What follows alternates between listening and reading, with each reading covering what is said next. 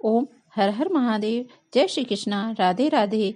आज मैं श्रीमद् भगवत गीता के 15वां अध्याय के महात्म्य आपको सुनाने जा रही हूँ। तो आइए कथा की ओर चलते हैं। श्री महादेव जी कहते हैं, पार्वती अब गीता के 15वें अध्याय का महात्म्य सुनो। गौड़ देश में कृपाण नामक एक राजा राज्य करते थे, जिनकी तलवार की धार से युद्ध में देवता भी परास्त हो जाते थे। उनका बुद्धिमान सेनापति शस्त्र और शास्त्र की कलाओं का भंडार था। उनका नाम था सर्वमेरुरुंड। उनकी भुजाओं में प्रचंड बल था। एक समय उस पापी ने राजकुमारों सहित महाराज का वध करके स्वयं ही राज्य करने का विचार किया। इस निश्चय के अनुसार कुछ ही दिनों बाद वह हैजे का शिकार होकर मर गया। थोड़े समय में वह पापात्मा अपने पूर्व कर्म के कारण सिंधु देश में एक तेजस्वी घोड़ा हुआ। उसका पेट सटा हुआ था। घोड़े के लक्षणों का ठीक ठाक ज्ञान रखने वाले किसी वैश्य पुत्र ने बहुत सा मूल्य देकर उस अश्व को खरीद लिया और यत्न के साथ उसे राजधानी तक ले गया। वैश्य कुमार वह अश्व राजा को देने को लाया था। यद्यपि राजा उस वैश्य कुमार से परिचित थे, तथापि द्वारपाल ने जाकर उसके आवागमन की सूचना दी। राजा ने पूछा, किस लिए आए हो? तब उसने स्पष्ट शब्दों में उत्तर दिया, देव, सिंधु देश में एक उत्तम लक्षणों से संपन्न अश्व था, जिसे तीनों लोगों का एक रत्न समझकर मैंने बहुत सा मूल्य देकर खरीद लाया है। राजा ने आज्ञा दी, उस अश्व को यहाँ ले आओ। वास्तव में वह घोड़ा गुड़ों में ऊंचे श्रवा के समान था। सुंदर रूप का तो मानो घर ही था। शुभ लक्षणों का समुद्र जान पड़ता था।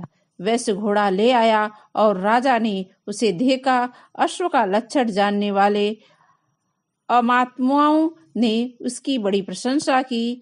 सुनकर राजा अपार आनंद में निमग्न हो गए और उन्होंने वैश्य को मुहमांगा सुवर्ण देकर तुरंत ही उस अश्व को खरीद लिया।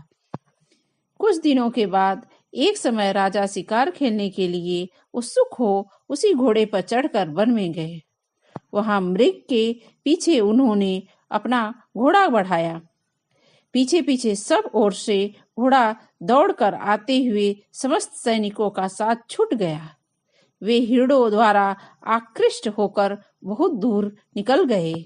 प्यास से उन्हें व्याकुल कर दिया। तब वे घोड़े से उतरकर जल की खोज करने लगे। घोड़े को तो उन्होंने वृक्ष के तनों के साथ बांध दिया और स्वयं एक चट्टान पर चढ़ने लगे। कुछ दूर जाने पर उन्होंने देखा कि एक पत्ते का टुकड़ा हवा से उड़कर शिलाखंड पर गिरा है। उसमें गीता के 15वें अध्याय का आधा श्लोक लिखा हुआ था। राजा उसे पढ़ने लगे। उसके मुख से गीता के अच्छा सुनकर घोड़ा तुरंत गिर पड़ा और अश्व शरीर को छोड़कर तुरंत दिव्य विमान पर बैठकर स्वर्गलोक को चला गया। तत्पश्चात राजा ने पहाड़ पर चढ़कर एक उत्तम आश्रम देखा। नागकेसर, केले, आम और नारियल के वृक्ष लहरा रहे थे। आश्रम के भीतर एक ब्राह्मण बैठे थे, जो संसार की वासनाओं से मुक्त थे।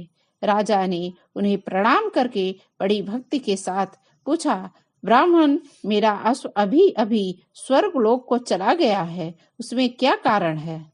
राजा की बात सुनकर त्रिकालदर्शी, मंत्रवेत्ता और महापुरुषों ने श्रेष्ठ विष्णु शर्मा नामक ब्राह्मण ने कहा, राजन, पूर्व काल में तुम्हारे यहाँ जो सर्वमेरुरुंड नामक सेनापति था, वह तुम्हें पुत्रों सहित मारकर स्वयं राज हड़प लेने की तैयार था।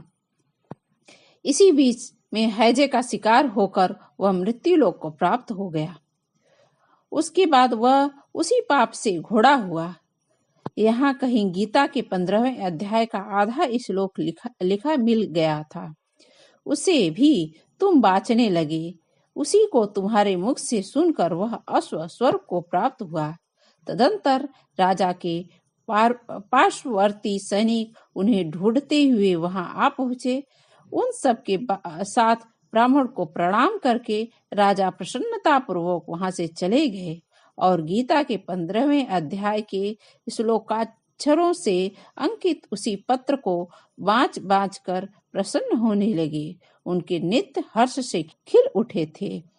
घर आकर उन्होंने मंत्रवेत्ता मंत्रियों के साथ अपने पुत्र सिंहबल को राज सिंहासन पर अभिषिक्त किया और स्वयं गीता के 15वें अध्याय का जप से विशुद्ध चित्त होकर मोक्ष को प्राप्त हुए। तो यह गीता का 15वां अध्याय आपको कैसा लगा? यदि आपको सुन के अच्छा लगा हो तो कृपया करके लाइक करिए, सब्सक्राइब करिए, शेयर करिए, बेल आइकन को प्रेस कर दीजिए, जिससे कि आपको पहले का भी आप गीता मेरे चैनल पे सुन सकते हैं। गीता का महात्मा बाद का जो 16वां अध्याय आएगा उसे भी आप प्राप्त कर सकते हैं। अब मैं माघ मास का महात्म्य भी आपको सुना रही हूँ, तो अब दोनों कथाएं आप साथ साथ सुनते जाइए और बेल आइकन को प्रेस कर दीजिए, जिससे सारे नोटिफिकेशन आपके पास जाती रहे। जय श्री कृष्ण, राधे राधे लिखना न भूलें, क्योंकि भगवान का नाम लेने से कोई छोटा नहीं होता है। ओम हर हर महादेव।